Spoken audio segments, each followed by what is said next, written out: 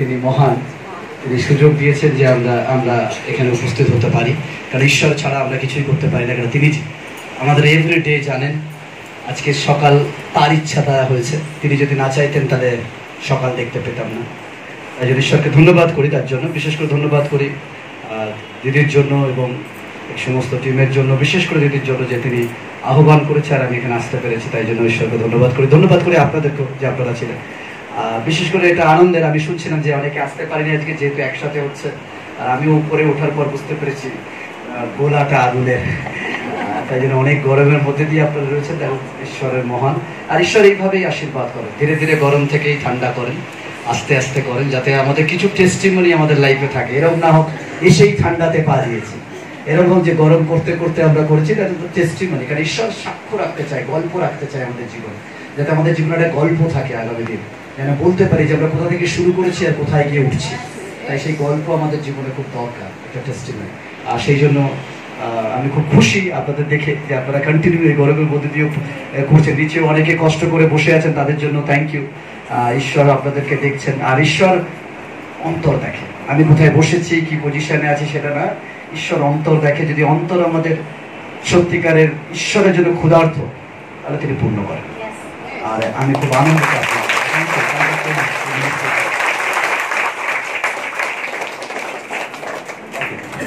Hallelujah.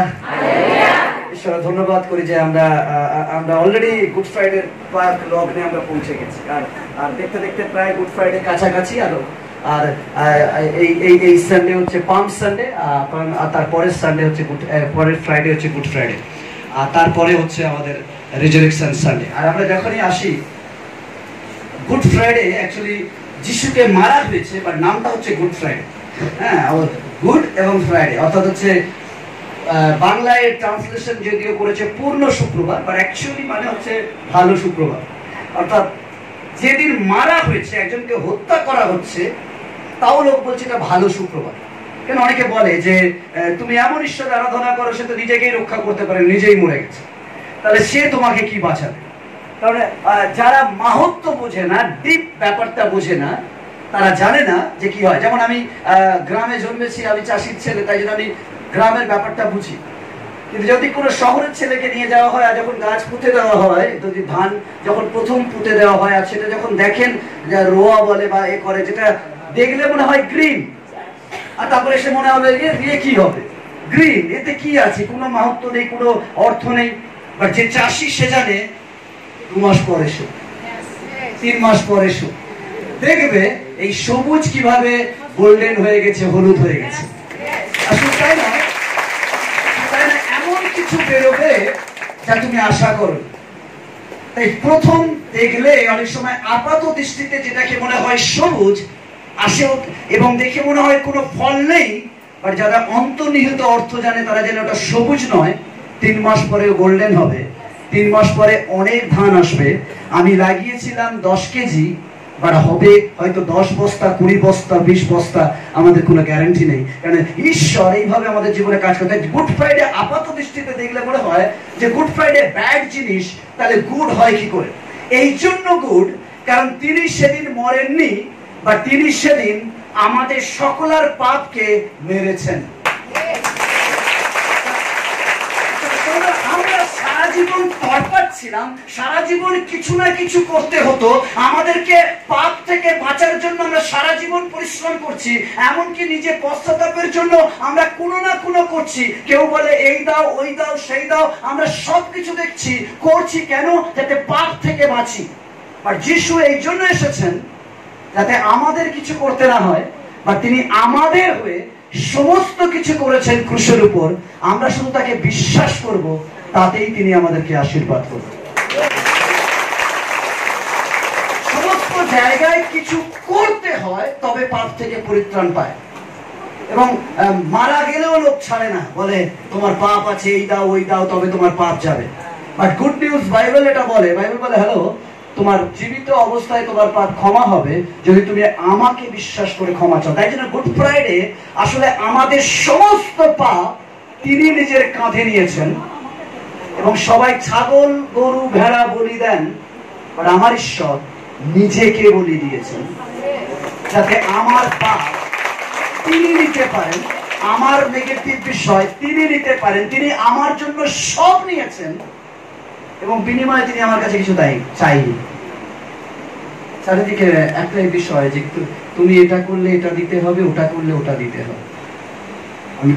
আমি চারিদিকে দেখছি যে চাকরিতে টাকা, অমুকে টাকা, তুমুকে টাকা, তুমুকে টাকা, চারিদিকে টাকা আর টাকা, মানে কিছু দিলে তবে কিছু পাবে। আর যিশু এমন একজন যাকে কিছু দিতে হয়নি, আর তিনি স্বইচ্ছায় আমাদের জন্য পরিত্রাণ দিয়েছেন।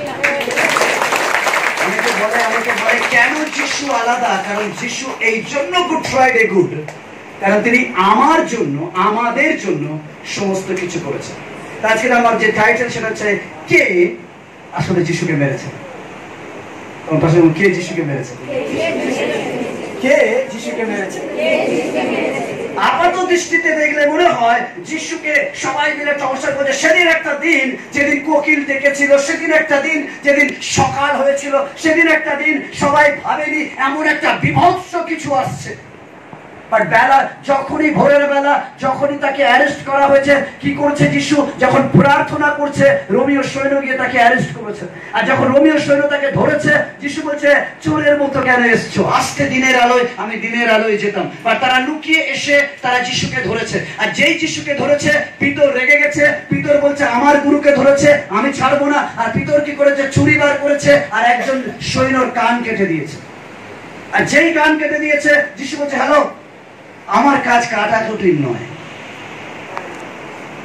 কারণ আমি অস্ত্র পুজো করি না, আমি প্রেমের পুজো করি। পিতর যে অস্ত্র দিয়ে কাজ করে সে অস্ত্রতে মরে, আর আমি অস্ত্রে নয়, আমি প্রেমের জন্য এসেছি। তিনি পড়ে থাকা কানটি নেন, যে তাকে ধরতে এসছে তার কানে লাগিয়ে যিশু স্পর্শ করেন, আর বাইবেল বলে তার কান পুনরায় সুস্থ হয়ে যায়। তারা একটা জিনিস পরিষ্কার প্রভু বলেন, লোক এসে আমাদের কান কাটবে, গায়ের উপর গা তুলে আমাদের ঝগড়া করবে। আপনি বাড়িতে বসে টিভি দেখুন, কেউ কিচ্ছু বলবে না, আর প্রার্থনা মিটিং এ আসলে লোক বলবে ধর্ম বিক্রি হয়ে গেছে। আপনি দাঁড়িয়ে দাঁড়িয়ে সমালোচনা করুন, লোক কিচ্ছু বলবে না। আর আপনি যখন বলছেন আমি যাচ্ছি আমার পরিবারের জন্য প্রার্থনা করতে, লোকের সমস্যা হবে। আপনি আড্ডা দিচ্ছেন না, আপনি আড্ডা দিচ্ছেন না, সিনেমা দেখছেন না, মন্দ গান করছেন না, মন্দ কিছু করছেন না, এসে এখানে প্রার্থনা করছেন, যার দ্বারা আপনি আশীর্বাদ দেখতে পাচ্ছেন, বাট লোকের প্রবলেম হবে, লোক আপনার কান কাটবে।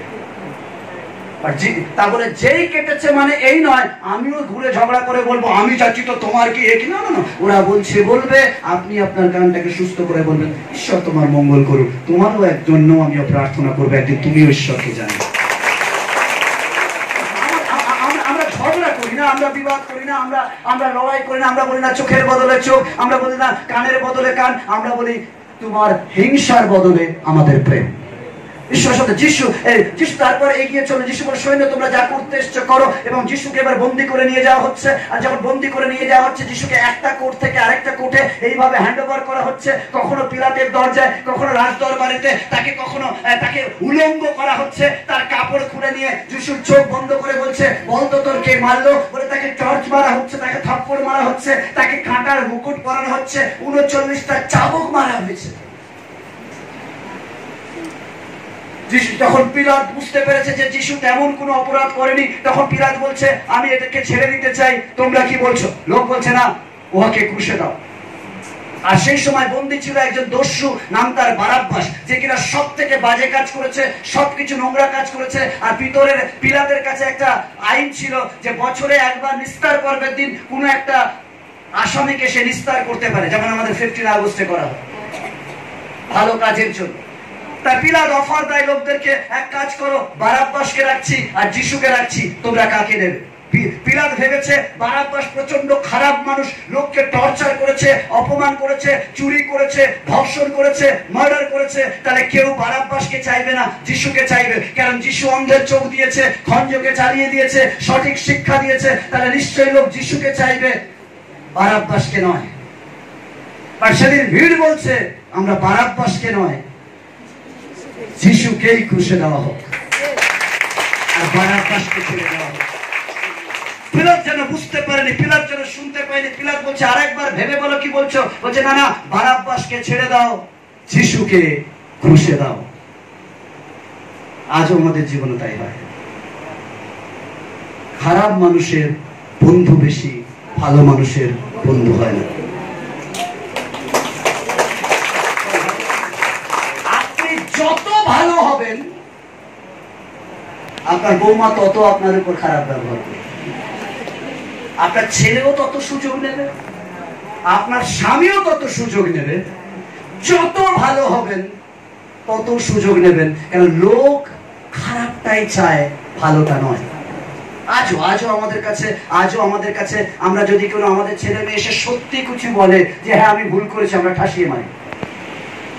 আমরা এটা দেখি না সে সত্য কথা এসে বলেছে, আজকে যদি তাকে মারে সে জীবনে কখন সত্য বলবে। আমরা পছন্দ করি লোক মিথ্যে বলুক, আমাদেরকে খুশি করুক, সত্য শুনতে চাই না, কারণ সত্য আমাদের ভালো লাগে। যতটুকু গল্প শুনি তার থেকে একটু জল মিশিয়ে আর একটু বড় করে বলি, কারণ সত্য আমাদের পছন্দ না। সেদিন সত্যকে ছেড়ে দিয়েছে আর মিথ্যেকে চেয়েছে। আর এরপর আমরা জানি যিশুকে টানতে টানতে নিয়ে যাওয়া হয়েছে, আর গলগাথার মধ্যে একটা জায়গায় তাকে ক্রুশ বহন করা হয়েছে। আর ক্রুশ বহন করতে টানতে টানতে নিয়ে যাওয়ার পর তাকে ক্রুশের মধ্যে টানিয়ে দেওয়া হয়েছে, আর গজাল দিয়ে তার পা এবং হাতকে মারা হয়েছে, কাটার মুকুট টানা হয়েছে। এমনকি যখন সে পিপাসায় ছটফট করছে, আর যখন পিপাসায় ক্লান্ত, সে জল চেয়েছে, আর লোক কি করেছে, অম্ল রস তার মুখে দিয়ে, বর্ষার আগে তার মুখে দিয়েছে, তিনি নিতে পারেননি, মুখ সরিয়ে নিয়েছে। এরপর তিনি প্রাণ ত্যাগ করেছেন। আর বেঁচে আছে কিনা দেখার জন্য লোকেরা কি করেছে, বল্লম মেরেছে, আর মারার পর বুকের যে হাটের কাছে গিয়ে খোঁচা লেগেছে। আর মানুষের জীবন থেকে রক্ত বেরিয়ে গেলে সামান্য একটু রক্ত আর জল থাকে, যখন পুরো রক্ত শূন্য হয়ে যায়, আর ওই রক্ত আর জল তার কুক্ষি দেশ থেকে বেরিয়েছে। কুক্ষি দেশ বলতে এই জায়গা থেকে, পাঁজরের ভিতর দিয়ে। আর যখন যিশু মারা গেছে, তারপর তাকে কবরস্থ করা হয়েছে। That is the full story. আসলে যিশু প্রাণ ত্যাগ করেছে। বাট প্রশ্ন, কে যিশুকে মেরেছে? যদি লুক তার 22 অধ্যায় 47 থেকে 23 অধ্যায় 49, আপনার বলতে হবে, পরে দেখে নেবেন বাড়িতে যখন যদি বাইবেল থাকে, আর সেখানে যদি আপনি পড়ে নেন, আর সেখানে দেখবেন যে কে আসলে যিশুকে মেরেছে। আজকে আমার প্রথম প্রশ্ন, কে যিশুকে মেরেছে? নাম্বার 1, যাকে আমরা আসামের কাঠগড়ায় সবার আগে তুলি, তার নাম হচ্ছে ইস্করিন্থীয় জিহুদা। এই সেই ইস্করিন্থীয় জিহুদা যে যিশুর 12 জন শিষ্য ছিল, আর এই 12 জন শিষ্যর মধ্যে একজন শিষ্য, নাম তার ইস্করিন্থীয় জিহুদা, যাকে আগের দিন রাতে যিশু এক টেবিলে বসে খাবার মাখিয়ে তাকে মুখে তুলে দিয়ে খাইয়েছে। সে পরের দিন মাত্র 30টা রূপ্য মুদ্রার জন্য যিশুকে ধরিয়ে দিয়েছে। আর ঈশ্বরের সন্তান। শত্রু আমাদের বাইরের লোক নয়, শত্রু আসলে আমাদের কাছের লোক। আমি আগেও বলেছি, এখনো বলছি, বিয়ে হলে আমাদের কার মেয়ে বিয়ের উপযুক্ত আছে? ছেলে ছেলে আছে, ওকে। দিদি, আপনি যখন নিমন্ত্রণ করবেন ছেলের বিয়েতে, কাদেরকে ডাকবেন? আর বন্ধু বান্ধব আর কি, আত্মীয় স্বজন নাকি? আত্মীয় স্বজন না শত্রুদের? ভালো করে ভেবে বলুন, শত্রু না আত্মীয় স্বজন? আত্মীয় স্বজন ডাকবেন।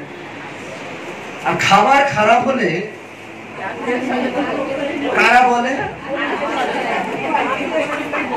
বাইরের লোক বলে না, তারা বলে না যে আমরা আত্মীয়, খারাপ হয়ে গেছে আমাদেরই তো লোক, তাহলে আমরা মুখ খুলবো কেন? না, আমাদের দুর্বল পয়েন্ট বাইরের লোক জানে না, বাট আমাদের দুর্বল পয়েন্ট আমাদের ঘরের লোকরা জানে। আমাদের নামে যে বদনাম হয়, ভালো করে শুনেন, সেই বদনাম অন্য লোকরা জানে না, বাট যারা আমাদের সঙ্গে থাকে তারা জানে। এমনকি আমি যার কাছে শেয়ার করেছি, জানো আমার না ওই ছেলেটা বা ওই মেয়েটা ভালো লাগে ভাই, আমি বিশ্বাস করে শেয়ার করেছি, যেদিন কিছুদিন পর আপনি দেখবেন ও জানে ও জানে ও জানে। আর আপনি বলেছিলেন ফেথ, বিশ্বাস রেখে যে তুমি কাউকে বলবে না। আমাদের সবচেয়ে বেশি আঘাত করে আমাদের নিজের লোক।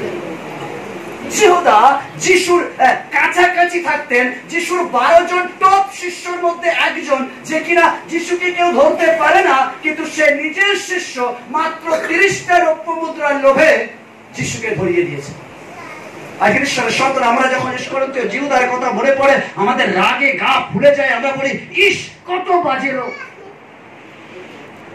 মাত্র 30 টাকার জন্য যিশুকে ধরিয়ে দিল।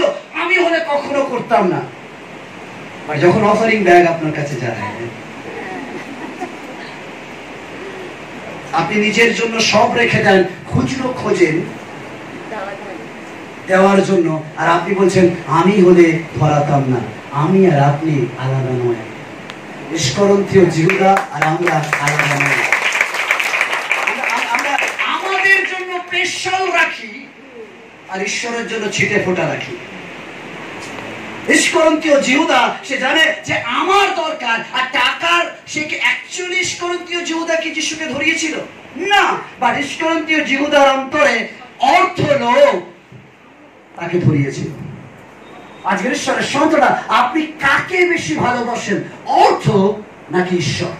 আমি বলছি না আমাদের অর্থ প্রয়োজন নেই, অবশ্যই প্রয়োজন আছে। আপনি অর্থ ইনকাম করুন, ঈশ্বর আপনাকে আরো ব্লেস করুন, তা বলে এই নয় অনৈতিক ভাবে আরো অর্থ চাই, এই অর্থের দাস না হয়ে যান, ঈশ্বরের দাস হন। এমন না হোক আপনি অর্থ কামাতে গিয়ে এমন ব্যস্ত হয়ে গেছেন আপনার ফুল ফ্যামিলি হারিয়ে ফেলেছেন। ঈশ্বরের সন্তান, যেদিন অর্থ কামিয়ে একদিন দাঁড়াবেন সেই এনজয়মেন্টটা করার জন্য, দেখবেন টেবিলে আপনি একা বসে আছেন, আপনার প্রিয়জনরা নেই। আর তখন সেই আনন্দ আসলে আনন্দই থাকবে না যে আনন্দতে প্রিয়জন সঙ্গে থাকে না। যিহুদা অর্থের লোভে, মাত্র 30টা অর্থের লোভে সে কি করেছে, যিশুকে ধরিয়ে দিয়েছে। আজকের ঈশ্বরের সন্তানরা, আমরা অনেক সময় অর্থের জন্য ঈশ্বরকেও জলাঞ্জলি দিই।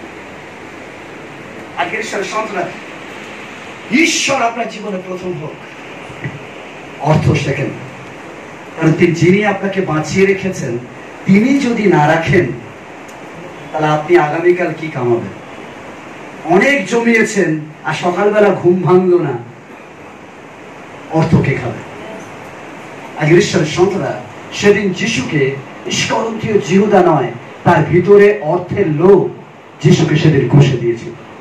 আজকের আমাদের মধ্যে অর্থের লোভ কি রয়েছে? আমি বলছি না যে আপনি অর্থ কামাবেন না, অবশ্যই কামান। ঈশ্বর আপনাকে ব্যবসা বৃদ্ধি করুক, চাকরি বৃদ্ধি করুক, কিন্তু সততার সাথে। আপনি ঈশ্বরের কথা বলেন কিন্তু আপনি মিথ্যে করে অর্থ কামান, আর এসে চার্চে দিয়ে বলেন আমি এখানে দিলাম মানে ঈশ্বর আমাকে আশীর্বাদ করবে, ওই পাপের অর্থ ঈশ্বর চান না। আপনি বলছেন না না না, আমি তো, অনেকে তাই করে, অনেক খারাপ কাজ থেকে অর্থ বানায়, বানিয়ে একদিন কি করেছে, লোক খাইয়ে দিল, অনেককে দিয়ে দিল, আর মনে করছে উনি হচ্ছে পট্টি পড়া রয়েছে, উনি কিচ্ছু বোঝেন না। ঈশ্বরের সাথে আপনার সততার অর্থ, সে যদি একবেলা হয় সেটাই আনন্দ থাকুক। অন্তত আপনি যদি ঈশ্বরের সামনে দাঁড়াবেন, ঈশ্বরের সামনে দাঁড়াবেন, আপনি বলে প্রভু আমি কম করি বাট আমি সৎ করি। আপনি জানেন আপনি যখন ঘুমাবেন আপনার সুনিদ্রা আসবে, কিন্তু যারা অসৎ করে আনে তাদের রাতে ঘুমায় না। চারিদিকে দেখলে বোঝা যায়। আমরা যখন নিউজ দেখি এত কোটি কোটি, একটা বান্ডিল ছুঁড়ে মারলে তো হয়ে যেত, তুইও ইনকাম ট্যাক্স থেকে বেঁচে যেতিস, আমরাও কিছু বড় লোক হয়েছি।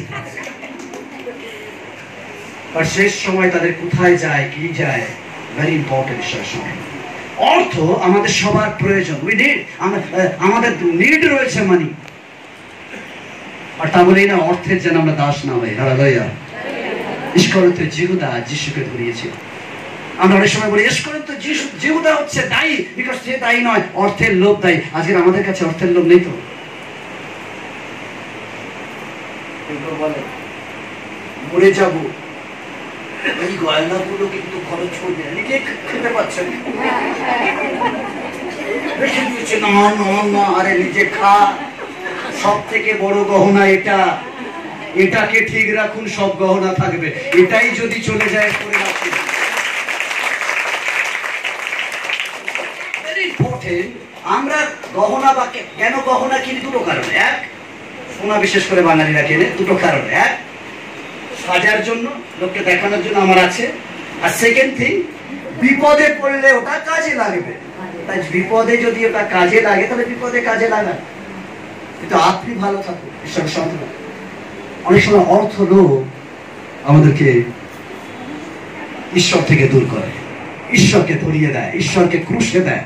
অর্থের আমাদের অনেক সময় অর্থের লোভ রয়েছে। আমি জানি না আপনি কোথায় রয়েছে, আপনার অর্থের লোভ রয়েছে। এমনকি আমরা যদি রাস্তা দিয়ে যাই, এই 10 টাকা পাই বা 100 টাকা পাই, দাদা আপনার টাকা, আর ওটা যদি 1 লাখ টাকার বান্ডিল হয়,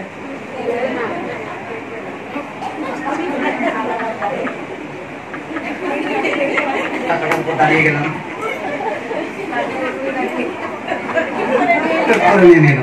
কেন আমাদের লোভ বোঝা যায় না কতটুকু আছে, টুকুতে লোভ নেই। এখনই আপনি বলেন তোমাকে 1 লাখ টাকা দিচ্ছি, তুমি এ করো, না না করবো না, কোনো 2 লাখ করবো না, 3 লাখ করবো না, 4 লাখ 5 বলতে হবে না, দিন।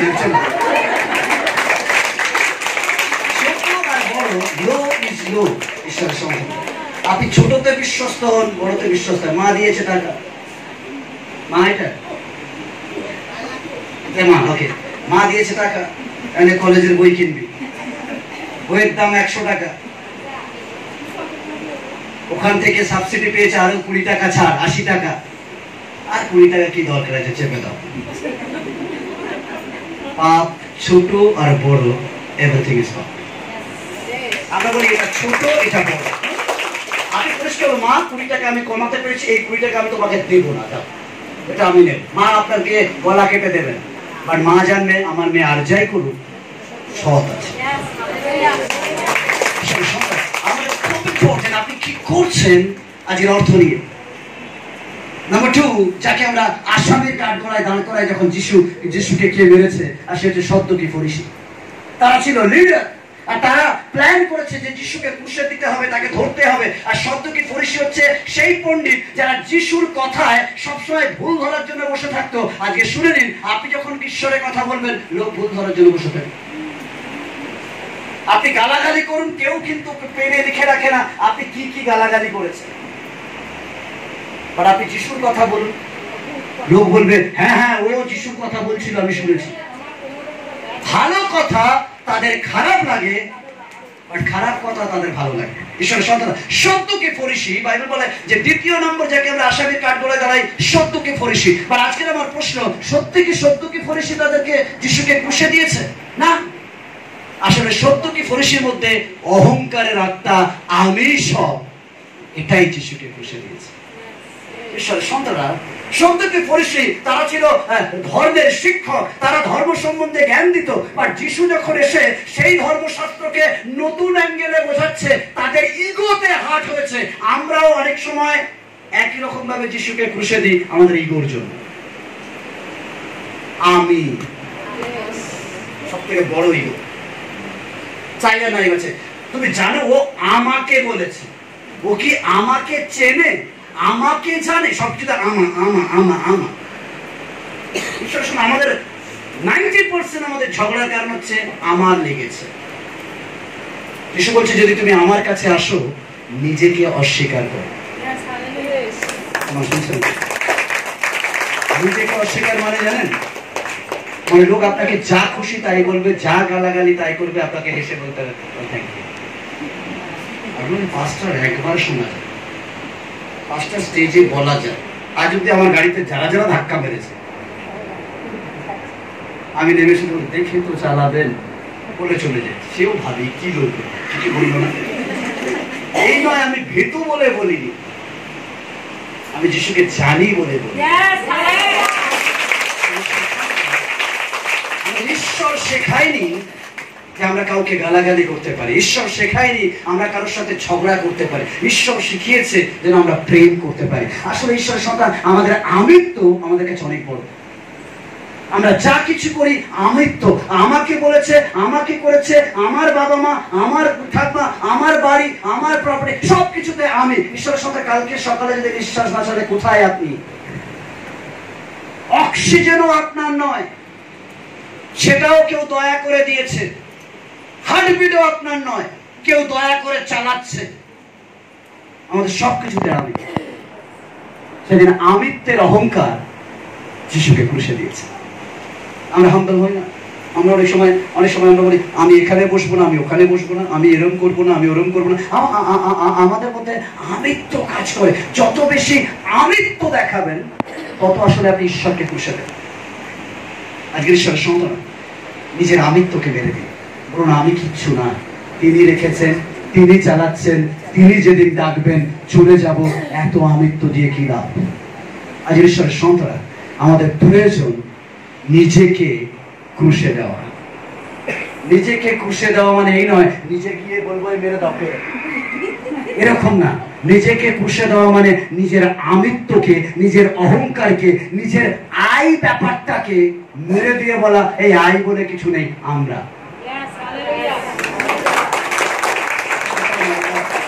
এখানে আসছি, আমরা জানি হতে পারে আজকের আমার বাড়ি খাবার হয়েছে, হতে পারে এমন কেউ আছে তার খাবার নেই। যদি আমিত্বকে নাশ করতে চান তাহলে বলুন এক কাজ করুন, আমি তো মাটন খাই, তাহলে একটা সপ্তাহ আমি মাটন খাবো। মাটনের দাম কত করে? 800 টাকা। বলুন 800 টাকা খাবো না। চিকেন কত করে? আমি 400 ধরে, 250। তাহলে যদি 1 কিলো মাটনের দামে যদি 1 কিলো চিকেন কেনেন 250, আর কত টাকা ফিরবে? আপনি এক কাজ করুন যে আমি দুজনের বাড়িতে মাসে অন্তত একদিন চিকেনের ব্যবস্থা করে দেবো, তার বিনিময়ে আমি স্যাক্রিফাইস করে মাটন থেকে একদিন চিকেন খাবো। আমিত্বকে নাশ করা। আমিত্ব মানে আমরা পারি, আমি সবার অভাব দূর করতে পারি না, আমি তো একজনের পারি। মাসে একদিন তো পারি, আমি যেটা পারি না করে বসে থাকবো না। ঈশ্বরের সন্তান আমরা যদি একজনের পারি তাতেই যথেষ্ট। আমি ফের বলছি ঈশ্বরের সন্তান, যখন আমার অফিসে কেউ আসে আমি সবসময় একটা ড্রয়ারে কিছু টাকা রাখি, কারণ আমি জানি যে যখন কেউ কিছু আসবে বা কিছু প্রবলেম হবে আমাদের শুনতে হয়। তাই জন্য অনেকে বলে পাস্টর অফিসে তো আসে আর আমার ড্রয়ার থেকে বেরোয়। মিনিস্ট্রি এটা যখন আপনি আপনার আমিত্বকে দূর করে কারোর পাশে দাঁড়াতে পারেন। ঈশ্বরের সন্তান তাই জন্য আমরা সাহায্য করি এই জন্য নয় যে আমার আছে, এই জন্য তিনি দিয়েছেন। পাওয়ার থেকে দেওয়াতে অনেক আনন্দ আছে। আপনি জানেন কিনা জানি না, বাট কখনো দেখবেন আপনি গিফট পেয়েছেন আর আপনি কাউকে গিফট দেবেন বলে ভাবছেন। আমি জানি না আপনার মধ্যে কি, বাট একটা আলাদা হ্যাপিনেস ভিতরে বুস্ট করে হাতের মধ্যে যে আমি আজকের ওকে একটা জিনিস দেবো, আজকের এই ক্রিসমাস উপলক্ষে ওকে আর ওকে আর ওকে আমি 3টে গিফট দেবো। আর আপনি যখন র্যাপিং করবেন, আপনি যখন তৈরি করবেন, আপনার ভিতরে একটা আলাদা আলাদা আনন্দ ক্রিয়েট হবে যে আমি কাউকে কিছু দিচ্ছি। সেদিন সত্যকে ফরিসি নয়, তাদের আমিত্ব অহংকার। আজকের ঈশ্বরের সাথে গুড ফ্রাইডে তখনই আপনার জীবনে সার্থক হবে যদি আজকে আপনি আপনার আমিত্বকে দূর করতে পারেন। আজকে বলুন আমি আমার আমিত্ব নয়, আমি নিজেকে তোমার জন্য সমর্পণ করেছি। তাই লোক যা বলুন বলতে দিন, যা করছে করতে দিন, আপনি শুধু প্রার্থনা করুন। নাম্বার 3 যাকে আমরা যিশুর ক্রুশের জন্য দায়ী করি, নাম্বার 3 আসে হচ্ছে শাসনকর্তা পিলাত। পিলাত তার কাছে ক্ষমতা ছিল যিশুকে ছেড়ে দেওয়া, বাট লোকের চাপে সে যিশুকে ছাড়েনি, উল্টে ক্রুশে দিয়েছে। আজকের আমার প্রশ্ন, সত্যি কি পিলাত যিশুকে ক্রুশে দিয়েছে? না, পিলাত যিশুকে ক্রুশে দেয়নি, বাট পিলাতের ভিতরে কুর্সির লোভ, ক্ষমতার লোভ, সিংহাসনের লোভ, চেয়ারের লোভ যিশুকে ক্রুশে দিয়েছে। আজকের ঈশ্বরের সন্তান আজও আমাদের মধ্যে চেয়ারের লোভ আছে। চাই আর না চাই আমরা ক্ষমতা লোভ আছে। আজও আমরা স্টেজে উঠতে ভালোবাসি, নিচে না বসতে নয়। চাই আর না চাই আমরা বলি ও বাবা ওকে এরম বলা হলো, আমার বেলা বলা হলো না কেন, ওর সময় 2টো শব্দ বেশি ইউজ করা হয়েছে, আমার বেলা কম কেন। চাই আর না চাই আমাদের ভিতরে রয়েছে কুর্সির লোভ, ক্ষমতার লোভ। আর আমরা ক্ষমতা দেখাই, সুযোগ পেলেই দেখাই। কখন দেখাই যেন আমার থেকে যেই বড় কেউ আছে তখন বলি হ্যাঁ থ্যাংক ইউ, আর আমার থেকে যে ছোট হয় বস। কারণ আমরা বড়োর কাছে পেরে উঠবো না জানি, সেখানে আমরা হাম্বল, নম্র। আর ছোটর কাছে আমি জানি আমার ক্ষমতা আছে, সেখানে আমরা হাম্বল না, সেখানে আমরা এই আমি বস। নম্রতা সেটাই যখন আপনি আপনার থেকে ছোটর প্রতি ভালো ব্যবহার করেন। ঈশ্বরের সন্তান, সেদিন পিলাত ক্ষমতার লোভে, কুর্সির লোভে, অনেক সময় আমরা করি চাই আর না চাই, জানো বাড়িতে আমি বড় বউ, আমাকে সেই মতো কেয়ার করা হয়, ছোট বউকে কত আদর, দরকার নেই। আপনি নাই সে করেছে করুক, আমি নম্র। আবার কি তুমি জানো আমি কি করেছি, করেছেন, বলার দরকার কি? যদি করে বলে দিলেন লাভ কি করে? তার মানে আপনি করেছিলেন বলার জন্য। ঈশ্বরের সন্তান, আমরা কুর্সির লোভ ভালোবাসি, আমরা ক্ষমতার লোভ ভালোবাসি, আমরা চেষ্টা করি ক্ষমতা দেখাতে, আমার কি আছে আমি দেখে নেবো। বাইবেল বলে যে আপনি যদি যিশুকে ভালোবাসেন ক্ষমতার জন্য না, স্যাক্রিফাইস হিসেবে করুন, ত্যাগের সাথে করুন, শ্রদ্ধার সাথে করুন, নম্রতার সাথে করুন, অন্তর দিয়ে করুন, হাম্বলনেসের সাথে করুন। নাম্বার 4, সেদিন যিশুকে কে ঘুষে দিয়েছে, সেদিন যিশুকে কে মেরেছে? নাম্বার 4, আমরা যাকে আসামির কাঠগড়ায় দাঁড় করাই তা হচ্ছে রোমীয় সৈন্য। আমরা রোমীয় সৈন্যদেরকে ধরি আর রোমীয় সৈন্যদেরকে বলি রোমীয় সৈন্যরাই আসলে যিশুকে মেরেছে। সেদিন আসলে রোমীয় সৈন্যরা কি যিশুকে মেরেছিল? না, তাদের দায়িত্ব, নেগেটিভ দায়িত্ব, সত্য না চেনার দায়িত্ব তাদের সেদিন যিশুকে ঘুষে মেরেছিল। অনেক সময় আমরা সত্য চিনেও চিনতে চাই, আমাদের দায়িত্ব অনেক, নানা ঘর আছে, বউ আছে, বাচ্চা আছে, রান্না বান্না আছে, অমুক আছে, তুমুক আছে, সময় নেই গো দিদি যাওয়ার।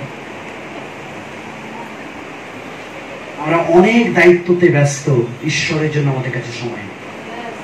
আজকের ঈশ্বরের সন্তান, আপনার দায়িত্ব এমন না হোক ঈশ্বর বিষ্ণা হয়ে যায়। কারণ এই পৃথিবীতে ঈশ্বর পাঠিয়েছেন, চলে যাব এখানে সারা জীবন নয়, তার কাছেই যাব, সেখানে গিয়ে হিসেব দিতে হবে। পাঠিয়েছিলাম 70 বছর, 80 বছর করেছো কি? আমার সংসার সামলেছি, ছেলে সামলেছি, মেয়ে সামলেছি, বাচ্চা সামলেছি, পরিবার সামলেছি, ঘর বাড়িয়েছি, দেখো 2 তলা থেকে 3 তলা করেছি, 4 তলা করেছি, গাড়ি কিনেছি, বাড়ি কিনেছি। আমার জন্য কি করেছো? তোমার জন্য সময় নেই। অনেক সময় আমরা করি ঈশ্বরের সন্তান, তাই ভেরি ইম্পর্টেন্ট। আজ আপনি কি করছেন? নাম্বার 5, খুব তাড়াতাড়ি শেষ করবো, অনেক বড়, আপনাদের কষ্ট হচ্ছে। নাম্বার 5, যিশুকে কে মেরেছে? আর নাম্বার 5 হচ্ছে জনগণ। কেমন হলো জনগণ? সেদিন লোক না, সেদিন লোকেরা পুরো ভিড়, আর সবাই মিলে বলছে উহাকে ক্রুশে দাও। এই সেই লোকরা যারা 1 সপ্তাহ আগে পাম সানডের দিন বলেছে হোসান্না হোসান্না, তুমি আমাদের রাজা, তুমি স্বর্গস্থ পিতা, তুমি ঈশ্বরের পুত্র। তারা স্লোগান দিয়েছে, যখনই তাদের স্বার্থে ঘা লেগেছে সঙ্গে সঙ্গে তারা বলছে উহাকে ক্রুশে দাও। আমরা অনেক সময় এখানে আসি, প্রার্থনা নিই, কাজ হয়, যে এখানে ঘা লাগবে স্বার্থে, তখন বলবো জানো ওরা ধর্ম বিক্রি করে।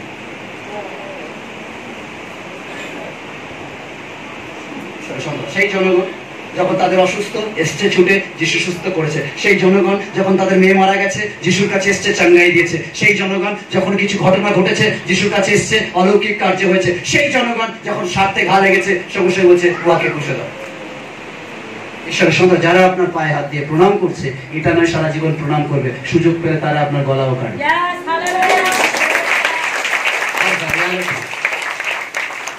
হিউম্যান নেচার, এটা হচ্ছে মানুষের চরিত্র, স্বভাব।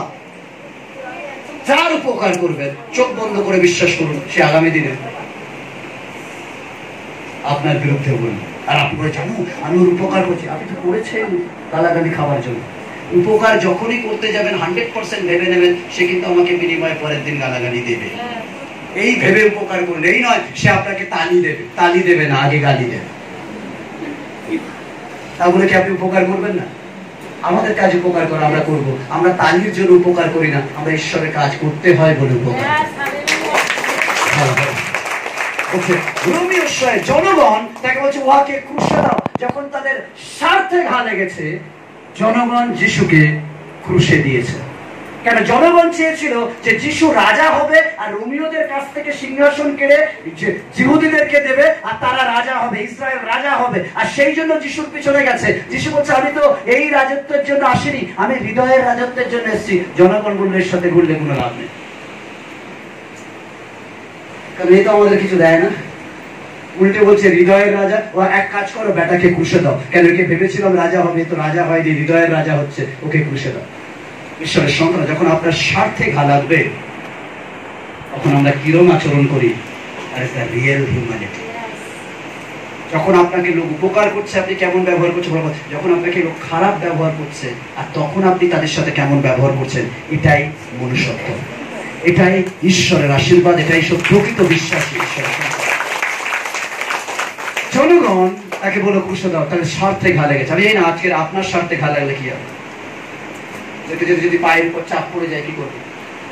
কেউ যদি ঘাম শরীরে আপনার গায়ে ঠাকা দেয়, সঙ্গে সঙ্গে আপনার গায়ে লাগে ঈশ্বরের সন্তান।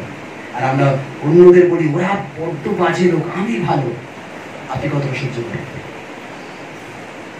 আজও আপনার পাশ দিয়ে যখন কোনো নোংরা লোক হেঁটে যায় আপনি কি গন্ধ, তখন আপনি ভুলে যান যে আপনি স্নান করেছেন, পবিত্র আছেন, ভালো আছেন, তার মাথা হয়তো কাজ করছে না প্যাজের সঙ্গে। অতজন ওখানে বলেছেন না তার গন্ধ বেরোতে পারে, আর তার হয়তো পারফিউম কেনার পয়সা নেই। আপনাকে ভালোবাসতে হবে স্বার্থে ঘা লাগার পরে। যিশুকে আপনি তখনই ভালোবাসবেন যখন আপনার স্বার্থ ঘা দেবে, বাট স্টিল আপনি ঈশ্বরের জন্য তাকে প্রেম করবেন। হালেলুয়া। আপনার জমি ঠকিয়ে নেবে, আপনার বাড়ি লিখিয়ে নেবে, আপনার সম্পত্তি নিয়ে নেবে, এমনকি আপনার বরকে নিয়ে টানাটানি করবে, তারপরও আপনাকে তাকে ক্ষমা করতে হবে, তার জন্য প্রার্থনা করতে হবে এবং তার প্রভু তুমি তাকে কার্য করে যেন সেই বাজে জায়গা থেকে ফিরে আসে। আমরা কাউকে অভিশাপ দিই, কারণ খ্রিস্ট বিশ্বাসী অভিশাপ দেওয়ার জন্য নয়। হালেলুয়া। কারণ আমাদেরকে ঈশ্বর মুখ দিয়েছে প্রশংসা করার জন্য, অভিশাপের জন্য। হালেলুয়া। লাস্ট এবং শেষ যাকে আমরা আসামের কাঠগড়ায় দাঁড় করাই, আর সে হচ্ছে পিতর, যিশুর আরেকজন শিষ্য। আর যখন সে বলেছে আগের দিন, যিশু তোমাকে যদি কেউ মারতে আসে আগে আমার উপর দিয়ে যাবে, তারপর তোমার কাছে পৌঁছাবে। তোমাকে আমি চিনি, যেদিন আমাকে ধরবে তুমি সবার প্রথম 3 বার অস্বীকার করে পালা। না না প্রভু। আর এই সেই পিতর যখন যিশুকে ধরতে এসছে কান কেটে দিয়েছে, আর যারা যিশুকে পুষে দিচ্ছে তখন অন্য লোকরা বলছে এই তুমি না ওদের সঙ্গে ছিলে? পিতর কি না না আমি ওকে চিনি না। সত্যি কি পিতর যিশুকে অস্বীকার করেছিল? না, পিতরের নিজে মাজলে বাপের নাম, এই থিঙ্কিং তাকে যিশুকে পুষে দিয়েছিল। আজও আমরা সেই আত্মায় রয়েছে, আমরা সব সময় নিজে বাঁচানোর চেষ্টা করি। স্টিল বিয়ে বাড়ি যাবে, লোক খেতে বসেছে, যদি একটু ভিড় বিয়ে বাড়ি হয় আমরা চেয়ার ধরে দাঁড়িয়ে থাকি এবং ওর প্লেটের দিকে তাকিয়ে রয়েছে।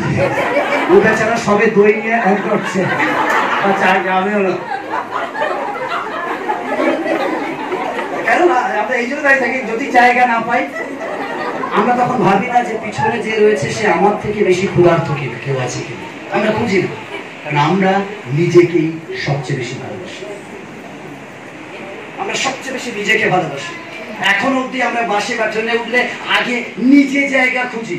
আমরা জানি না, আমরা জিজ্ঞেস করি না যে আমার থেকে আরো কঠিন পরিস্থিতিতে কেউ আছে কিনা, তাকে দেবো তারপর আমি। না না না, আগে আমি। কারণ আমরা সবচেয়ে বেশি নিজেকে ভালোবাসি। আর যখন আপনি সবচেয়ে বেশি নিজেকে ভালোবাসেন, আসলে আপনি যিশুকে ক্রুশে দেন। কারণ যিশু বলছে যদি তুমি আমাকে ভালোবাসো তাহলে তুমি প্রতিবেশীকে আগে ভালোবাসো, পাশের জনকে ভালোবাসো, আশেপাশে যে থাকে ভালোবাসো। আপনার আশেপাশে যে থাকে সবার সাথে ঝগড়া, আর আপনি যিশুতে প্রভু তুমি মহান, তোমাকে আই লাভ ইউ লর্ড। পরে বলিস আই লাভ ইউ, বন্ধ কর। বৈশ্বিক বন্ধ করে আগে ভাইকে জড়িয়ে আই লাভ ইউ বলে, পরে আমাকে আই লাভ ইউ বলা। ভাইকে ক্ষমা করতে পারি পারেনি, বোনকে ক্ষমা করতে পারেনি, স্বামীকে ক্ষমা করতে পারেনি, স্ত্রীকে ক্ষমা করতে পারেনি, সন্তানকে ক্ষমা করতে পারেনি, এসে যিশুর কাছে কেঁদে কেঁদে বলছে তুমি দয়া করো। যিশু বলছে তোমার প্রার্থনা তুমি যত কাঁদো আমি শুনবো না, যদি তোমার ভাইয়ের বিরুদ্ধে কথা থাকে আগে মিটিয়ে এসো, তবে আমি তোমার কথা শুনবো। আমরা আমরা আমরা আমরা নিজেকে বাঁচানো এমনকি আজও আমরা করি। এবার এটা আমাদের জিনগত। এদের উদ্যানে যে যখনই ফল খেয়েছে এসে ঈশ্বর করছে কে ফল খেয়েছে? আদম খেয়েছো? আদম বলছে আমি না, আমি না। তুমি যাকে বউ হিসাবে দিচ্ছ ওই বউটা দেয়। এবার বউকে জিজ্ঞেস করছে হবা তুমি খাইয়েছো, তুমি খেয়েছো? না না না, আমি না, আমি না। শয়তান আমাকে বুঝিয়েছে। মানে কত ইনোসেন্স সব। যেদিনই আমাদের নামে দোষ আসে আমরা এইভাবে দোষ দিতে থাকি। আমি না, ও করিয়েছে, ও করিয়েছে, ও বলেছে, ও হয়েছে, এ হয়েছে। একবার বলি না হ্যাঁ আমি করে ফেলেছি, আই এম সরি। ঈশ্বরের সঙ্গে যতক্ষণ না নিজেকে অস্বীকার করবেন ততক্ষণ যিশুকে চিনবেন। যিশুকে চিনতে হলে আগে নিজেকে অস্বীকার করতে হবে। নিজেকে বলতে হয় প্রভু আমার কিছু না, আমার এই জীবন, আমার এই চিন্তা, এভরিথিং তুমি, তুমি যেমন চালাও তেমন চলো। যদি আপনি চান যিশুকে ক্রুশ থেকে নামাতে আপনার জীবনে, তাহলে নিজে আখির গোছানো বন্ধ করুন, সবার জন্য কাজ করুন।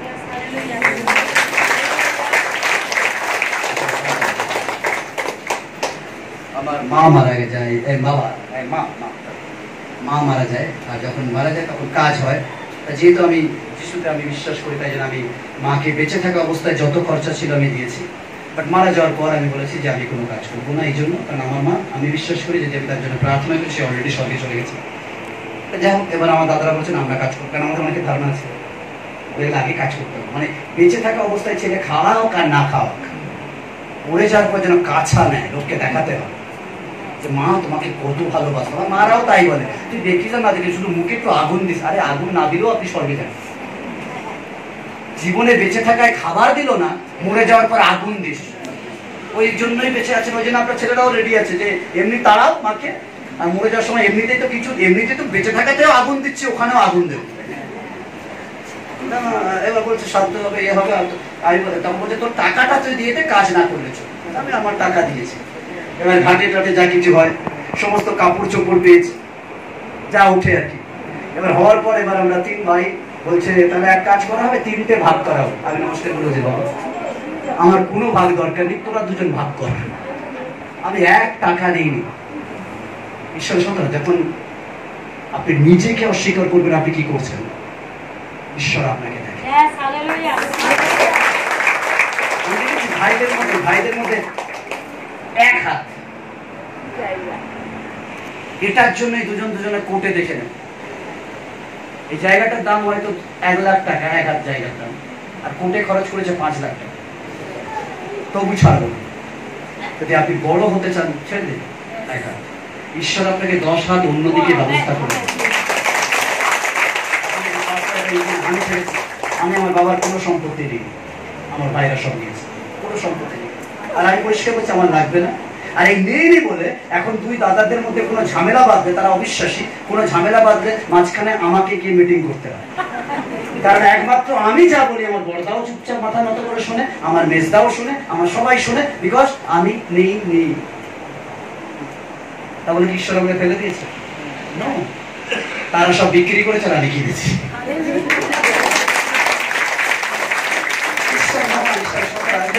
আপনি যদি নিজেকে ছেড়ে দেন, ঈশ্বর আপনাকে ব্যবহার করুন।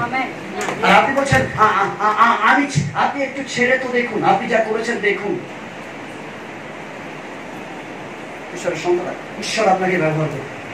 আমি বাড়ির সব থেকে ছোট ছেলে, একদিন সবাই মিলে আমাকে তাড়িয়েছিল। আজকে যখন দাদারা আমার সঙ্গে দেখা করতে আসে বা কিছু করতে আসে, যখনই আমি কিছু তাদেরকে দিই, দ্যাট ইজ মাই রেসপেক্ট। আমি আজকে বলছি এই জন্য রেসপেক্ট। আমি যখন দিই তারা খুশি হয়, বলে এটা আমার খুব দরকার ছিল, এ ছিল। আসলে আমি যখন তাড়িয়েছিল আমি শূন্য হাতে এসেছি। ঈশ্বর বলে যখন তুমি নিজেকে অস্বীকার করো আমি তোমাকে স্বীকার করব। যখন ঈশ্বর স্বীকার করে আপনি জানেন না কোথা থেকে তিনি দিতে পারেন। আমরা যে ঈশ্বরের আরাধনা করি তিনি যেখান থেকে সোর্স নেই, যেখান থেকে আসার সম্ভাবনা নেই, সেখান থেকেও তিনি মাছের মুখ দিয়েও কয়েন পাঠাতে পারেন। আপনি প্রভুর কাছে আসেন। আজ যে পুরস্কার কে আমার কাছ থেকে কি নিয়েছে নিয়েছে, বাট আমি প্রভুর জন্য করলাম। তুমি নাও, ভালো থাকো, বাট প্রভু আমাকে দেবে। আপনি ওর সঙ্গে পাস্টার সত্যি হয় নাকি, দেবে নাকি? বিশ্বাস করে দেখুন তিনি দেওয়ার ঈশ্বর। তিনি বলছে আমাকে বিশ্বাস করে দেখো, আমাকে প্রার্থনা করে দেখো, আমাকে ডেকে দেখো, আমি স্বর্গের বাতায়ন খুলে তোমাকে আশীর্বাদ করবো। যদি আপনি তাকে বিশ্বাস করেন, ডাকেন, প্রার্থনা করেন, তিনি উপর থেকে অফুরন্ত আপনাকে দিতে পারে। হালেলুয়া। আর তিনি যখন দেবেন আপনি বিশ্বাস করতে পারবেন না কোথা থেকে এলো। আমি টেস্টিমনি দেবো যেদিন আমার সম্পূর্ণ কমপ্লিট হবে, সেদিন বলবো যে ঈশ্বর কি কি মিরাকেল করেছে আজকের আমি যে যে কাজগুলো করেছি। আর সেদিন আপনি বুঝবেন যে আসলে ঈশ্বরকে সত্যি স্বীকার করলে তিনি কি করতে পারেন। তাই জন্য আমিত্বকে না রেখে আজ ঈশ্বরের কাছে দিয়ে দিই, বলি প্রভু আমি আমার আমিত্ব নিয়ে নয়। আমি জানি এখনই যেতে যেতে হতে পারে আমি বাড়ি পৌঁছাবো কিনা গ্যারান্টি নেই, তাহলে এত আমিত্ব করে কি লাভ? আজ আছি কাল নেই। মায়ানমারে কয়েকদিন আগে ঘুমাচ্ছে, হট করে টলে গেল। কেউ হয়তো লাঞ্চ করছে, বা কেউ হয়তো বসে ব্রেকফাস্ট করছে, আমি জানি না, কেউ হয়তো আড্ডা মারছে, কেউ হয়তো টিভি দেখছে, আই ডোন্ট নো। আর সঙ্গে সঙ্গে শেষ, একটা ঝাটকায় 20 বছরের বিল্ডিং 30 সেকেন্ডে ধুলিস্বাদ।